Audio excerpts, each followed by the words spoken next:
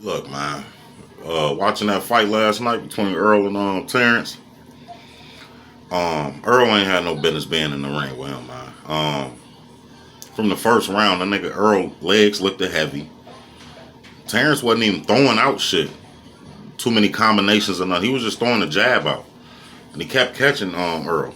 Boot, boot, boot. His defense was horrible.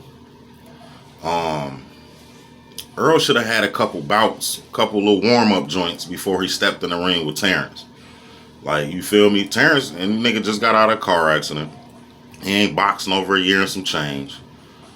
And Terrence been fighting that whole time. While Earl has been out. And you been out and you go straight to Terrence Crawford? Yeah, no business being in there. The trainer's bogus as hell for that. The nigga legs looked heavy. He couldn't stay away from the jab. He kept throwing wide shots at Terrence.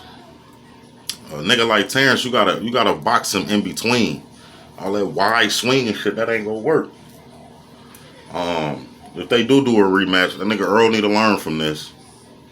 Because that was an ass whooping.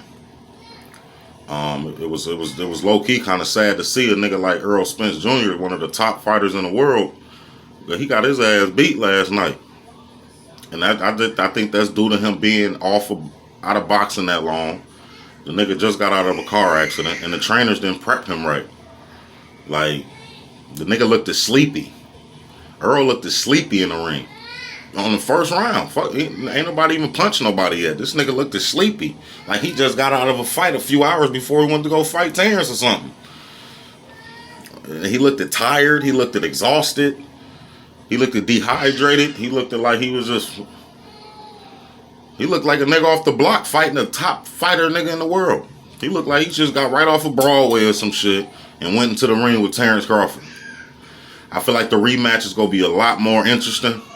Because I feel like Earl gonna see what the fuck he was doing wrong. Which was damn near everything. That defense was just horrible.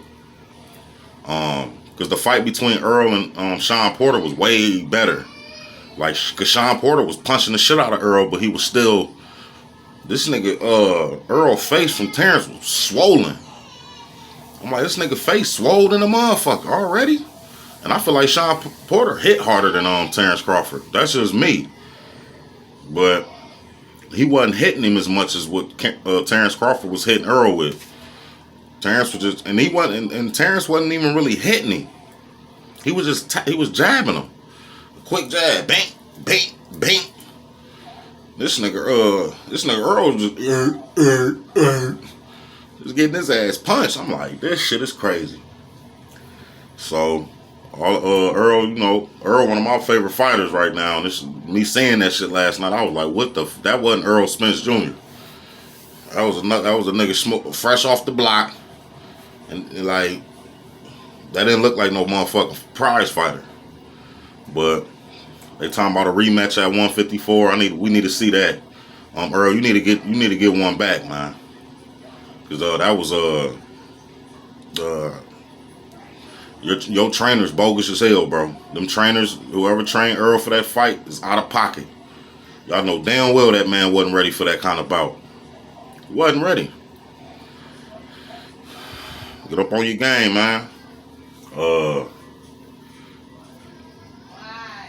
Terrence is he's easy to figure out. He's not easy, but you can figure him out. You gotta hit Terrence ass. You gotta make him feel that shit the first, second round. Boom, nigga. And now Terrence like, okay, damn, this nigga just stole on me. Earl wasn't throwing shit.